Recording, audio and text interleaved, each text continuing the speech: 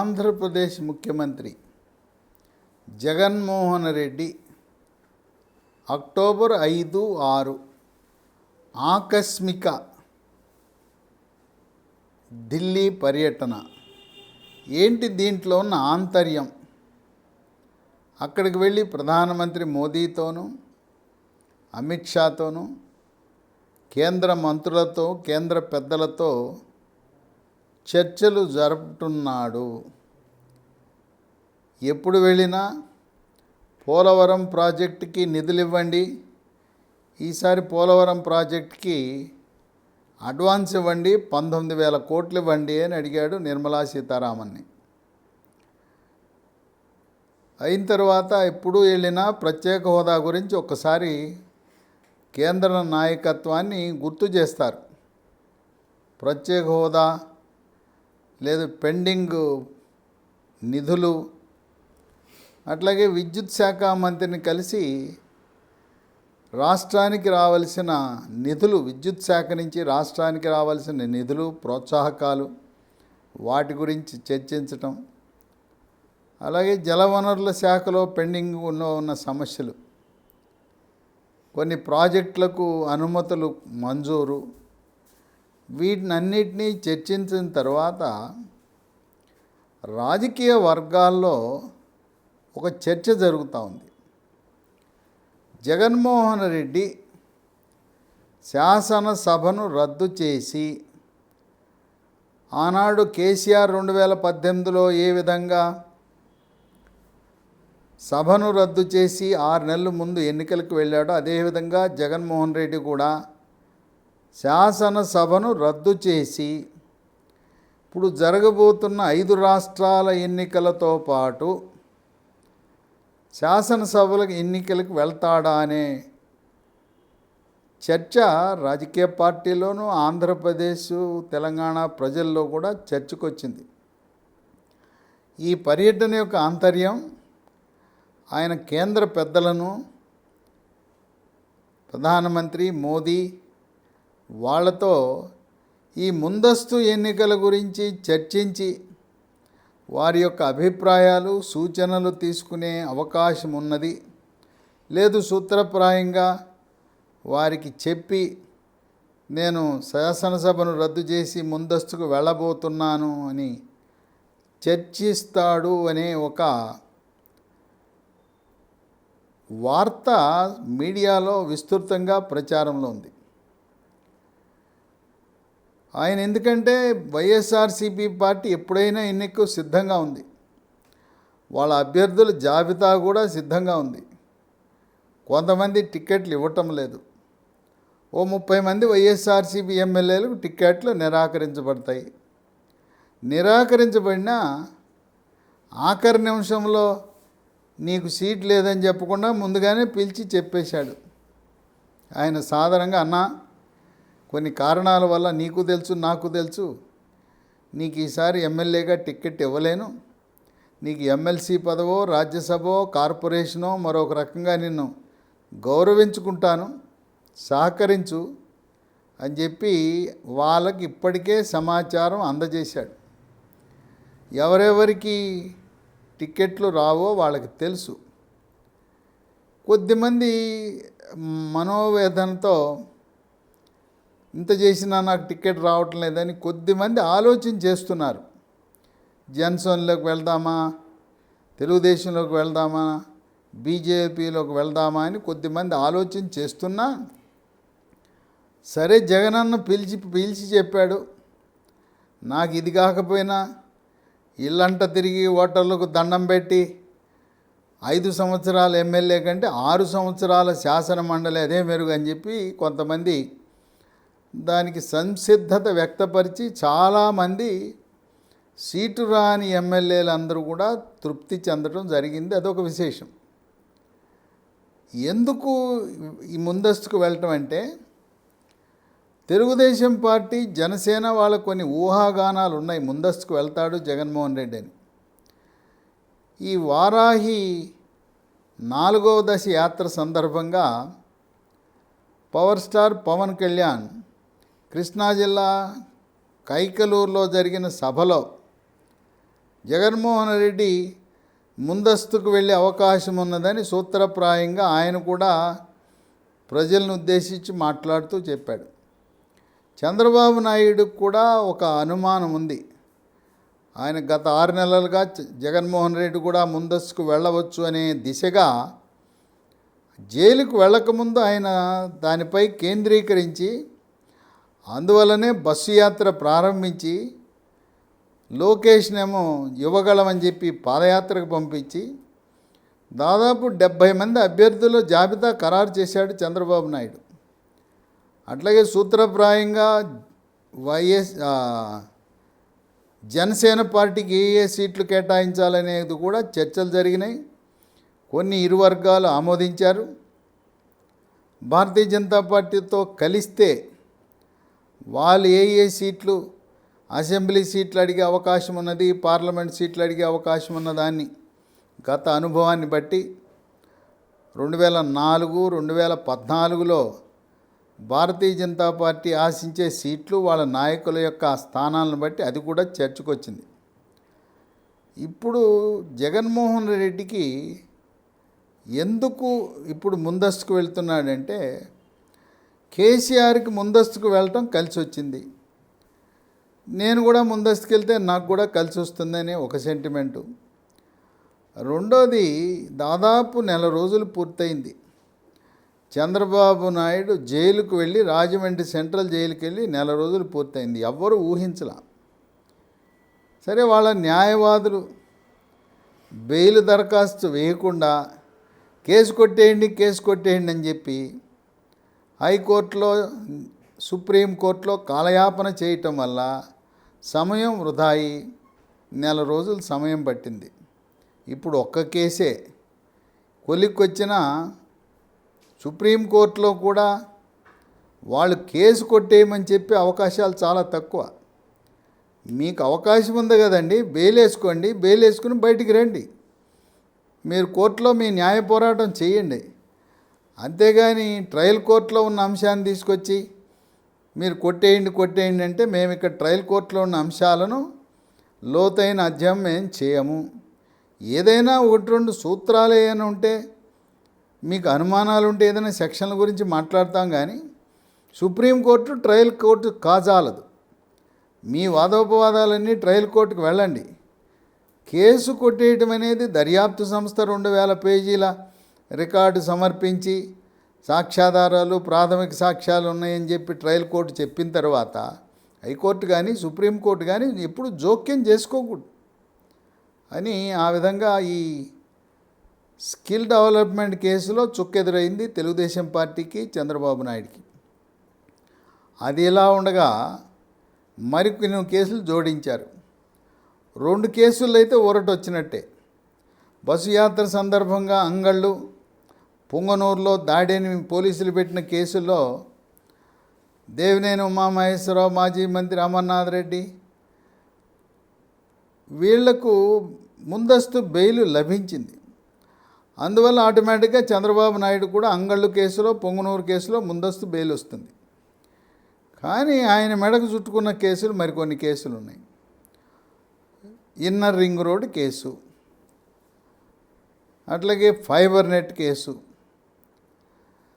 అమరావతిలో అక్కడ అసైన్డ్ భూములు లాక్కున్నారు, వాళ్ళని భయభ్రాంతులకు గురి చేసి ఆ విధంగా ప్రభుత్వ దుర్వినియోగం పాల్పడింది అని అది. ఈ కేసులన్నింటిలో ఇప్పటికే సిఐడి పోలీసు ఫైబర్ నెట్ కేసులోను, ఇన్నర్ రింగ్ రోడ్ కేసులో చంద్రబాబు నాయుడికి పీటీ వారెంట్ జారీ చేశారు. పీటీ వారెంట్ అనగా ప్రిజనర్ ఇన్ ట్రాన్సిట్. ఇంట్లో ఉంటే అరెస్ట్ వారెంట్ అంటారు, జైల్లో ఉంటే పీటీ వారెంట్ అంటారు. ఆ కేసుల్లో inner ring road, fibre net, ఈ అసైన్డ్ భూముల వ్యవహారంలో ఇరికిచ్చి ఇప్పుడు ఏ విధంగా 1 నెల రోజులు కాలయాపన చేశారో ఆ కేసుల్లో కూడా ఇరికిచ్చి చంద్రబాబు నాయుడు జైల్లో ఉండగానే ఎన్నికలు నిర్వహించాలనే ఆలోచనతో వైఎస్ఆర్సీపీ పార్టీ ప్రణాళిక రచించింది. చంద్రబాబు నాయుడు న్యాయవాదులేమో వాళ్ళు ఒకే మాట మీద కేసు కొట్టేయండి కొట్టేయండి. కేసు కొట్టేయటాన్ని ఆ ఆ సాంకేతిక పరిజ్ఞానం న్యాయ భాషలో క్వాష్ అంటారు. క్వాష్ అంటే నాకేం తెలవదు, నేనేమి ఎరగను, నాకేం సంబంధం లేదు, ఇది నన్ను నిర్దోషిగా వదిలేయండి అని చెప్పేదాన్ని క్వాష్ కొట్టేయండి అంటారు. దానికి న్యాయస్థానాలు అంగీకరించవు. అందువల్ల తదుపరి కేసుల్లో కూడా ముందస్తు బెయిల్ సాధ్యమైన చోట ముందస్తు బెయిల్ వేసుకోవటం, ముందస్తు బెయిల్ కాకుండా వారెంట్ ఇచ్చి జైల్లో పెడితే, బెయిల్ అనేది ప్రాథమిక హక్కు. 4 రోజులు ఆలస్యం అవ్వచ్చే కానీ బెయిల్ అనేది తప్పనిసరిగా ఇస్తారు. జగన్మోహన్ రెడ్డిపై కేసులు ఉన్నాయి. ఆయన ఇప్పుడు బెయిల్ మీద విడుదలయ్యే కదా. ఆయన బెయిల్ మీద ఉండి ఇప్పుడు ముఖ్యమంత్రిగా దాదాపు 4.5 సంవత్సరాలు పూర్తి చేశాడు. కనుక బెయిల్ మీద ఉండి అన్ని కార్యక్రమాలు, పార్టీ కార్యక్రమాలు నిర్వహించుకోవచ్చు. బయటికి రాకుండా జైల్లో ఉండటం వల్ల అయోమయం, గందరగోళం, నాయకత్వలేమి. చంద్రబాబు నాయుడు ఆయన ఎవరికి ఆయనలాగా శిక్షణ ఇచ్చి మరో చంద్రబాబు నాయుడు స్థాయి గల నాయకుడిని ఎవరిని కూడా తయారు చేయకపోవటం కూడా ఒక లోపమే.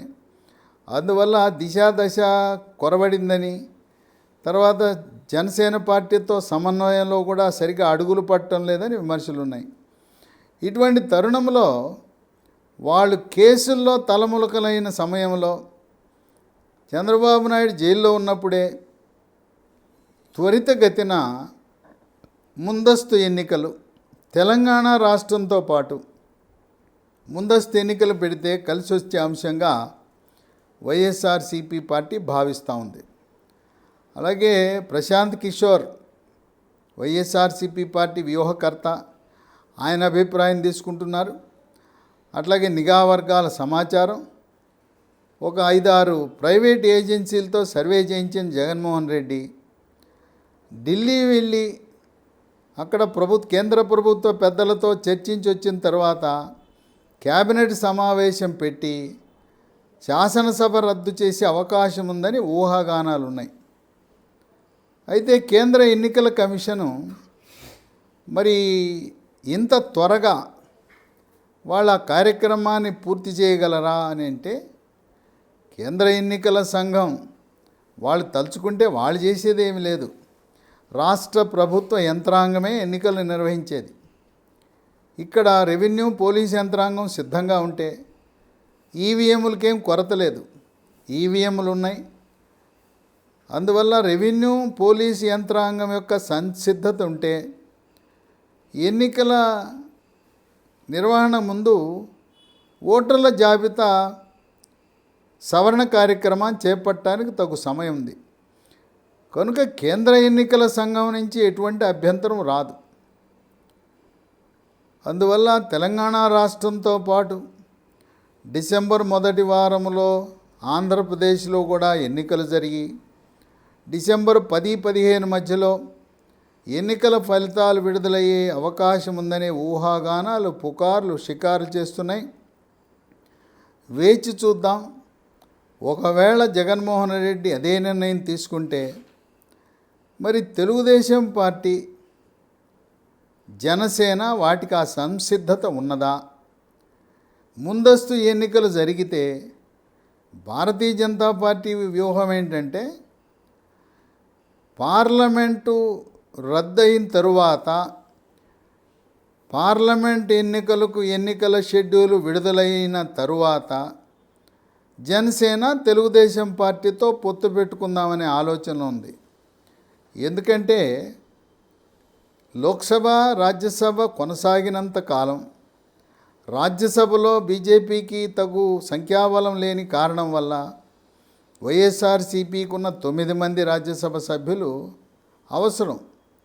ఆ 9 మంది రాజ్యసభ సభ్యులు లేకపోతే, వాళ్ళ ఓట్లు లేకపోతే కేంద్ర ప్రభుత్వము ప్రతిపాదించిన ఏ బిల్లు కూడా చట్టరూపము దాల్చదు.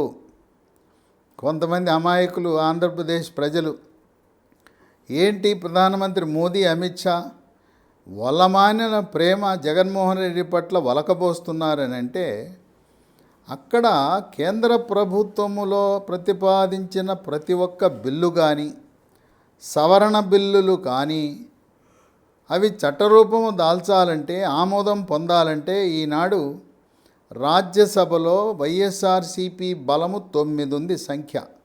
ఆ 9 మంది చాలా అవసరం. అందువల్ల పార్లమెంటు లోక్సభ రద్దయ్యే వరకు వైఎస్ఆర్సీపీ పార్టీ స్నేహాన్ని కొనసాగించే అవకాశం ఉన్నది. మరి ముందస్తు ఎన్నికలు వస్తే భారతీయ జనతా పార్టీ వ్యూహం ఎలా ఉండబోతా ఉంది? డిసెంబర్లో ఎన్నికలు జరిగితే భారతీయ జనతా పార్టీ తెలుగుదేశం జనసేన పార్టీతో పొత్తు కడుతుందా, లేదు ఆ రెండు పార్టీలతో పొత్తులో వెళ్ళటం వల్ల చట్టసభల్లో సమస్యలు వచ్చి బిల్లులు ఆమోదం పొందకుండా చట్టము అక్కడ సమస్యలు ఉత్పన్నమవుతాయని కేంద్ర నాయకత్వం ఆలోచిస్తూ ఉంది.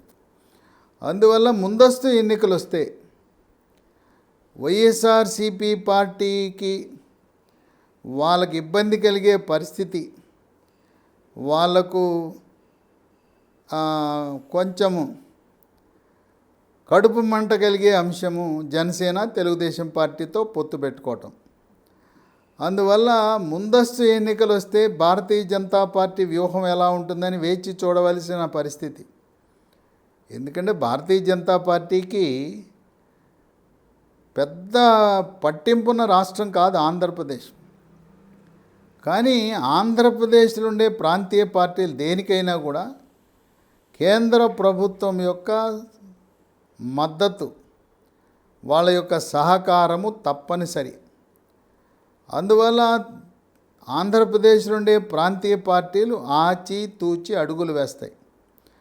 భారతీయ జనతా పార్టీ వాళ్ళు మరొకసారి మూడవసారి బీజేపీ కేంద్రంలో అధికారంలో రావటమే వాళ్ళ లక్ష్యంగా భావిస్తున్నారు. రాష్ట్రాల్లో ఎవరు పరిపాలించినా వాళ్ళకి పెద్ద పట్టింపు లేదని విశ్లేషకులు భావిస్తున్నారు. అందువల్ల ఒక విచిత్రమైన పరిస్థితి రాబోతూ ఉంది. ముందస్తు ఎన్నికలు వచ్చి శాసనసభని జగన్మోహన్ రెడ్డి రద్దు చేస్తే భారతీయ జనతా పార్టీ ఈ తెలుగుదేశం జనసేనతో పొత్తు పెట్టుకోవటం అనేది ప్రశ్నార్థకం కావచ్చు అని విశ్లేషకులు భావిస్తున్నారు. ఏదేమైనా ఇవన్నీ ఊహాగానాలే. జగన్మోహన్ రెడ్డి ఉన్నపళంగా ఆకస్మికంగా ఢిల్లీ యాత్రని ఈ ముందస్తు ఎన్నికలకు సభకు ముడిపెడుతున్నారు కొన్ని సోషల్ మీడియా. ఏది ఏమైనా జగన్మోహన్ రెడ్డి తిరిగి రాగానే ఒకవేళ ఆయన ముందస్తు ఎన్నికలకు వెళ్ళాలంటే ఆయన వెంటనే సభను రద్దు చేయాలి. లేదంటే కేంద్ర ఎన్నికల సంఘము అక్టోబర్ 8, 10 మధ్య షెడ్యూల్ ప్రకటించిన తరువాత ఆశించిన లక్ష్యము నెరవేరకపోవచ్చు.